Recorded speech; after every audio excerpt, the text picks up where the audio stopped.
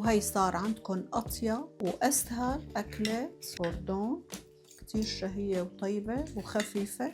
يسعد صباحكم وكل أوقاتكم. اليوم تيتا مي رح تقدم لكم أكلة غربية. صح أنا تيتا بس يعني بعمل هيك وهيك. اليوم رح ساوي لكم أسهل طريقة للكوردون بلو، بتصيري بتساويها بالبيت وما بتشتريها من برا أبدا أبدا، بس رح أقدمها مع الفوتوتشيني، لا مع خضار سوتيه ولا مع صوص البشاميل. هلأ رح نحكي عن مكونات الكوردون.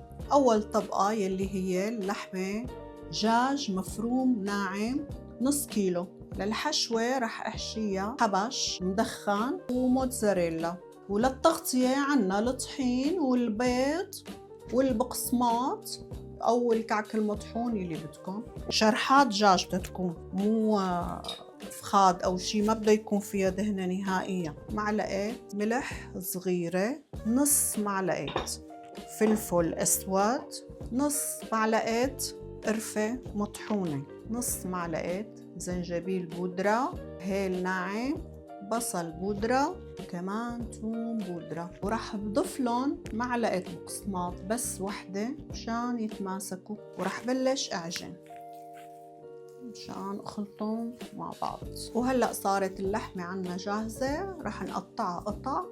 القطع يلي بتحبيها، بدك ياها كبيرة، بدك ياها وسط، قد ما بتحبي تكون قطعة الكوردون. أنا هذا الحجم حسه مناسب. هلأ بتشوفوه بس بفردوه. وهلأ رح نبلش نشكلهم بالكوردون. عجينة طرية ولا أسهل من هيك.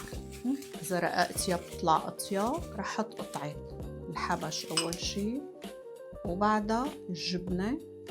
فيك تحطي نوع جبنة تاني، فيك تحطي فطر. أنا لأنه عاملتها جنب الفوتوتشيني ما حطيت إلا فطر. نطبقها هيك ولا أسهل من هيك. كتير سهل تطبيقها وبتسكر بسرعة. نتأكد إنه سكرت تمام.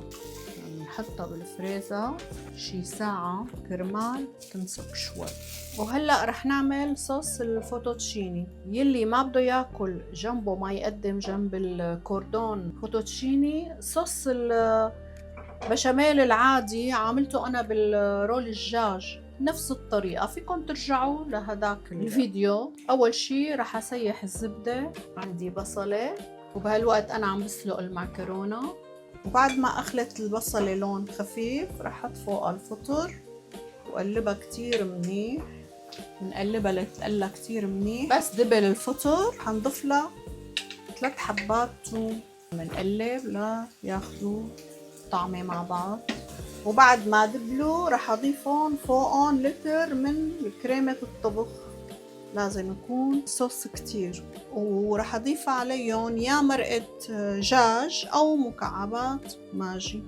رح أضيف شوية مرقة الدجاج، رح أضيف لها ملح حسب ما بتحبوا، أوريجانو معلقة صغيرة، وأطيب شي معاها معلقة ريحان ورشة جوز الطيب كمان. كتير بتطلع طيبة مع الصوص. صار عنا الصوص جاهز ليغلي شوي.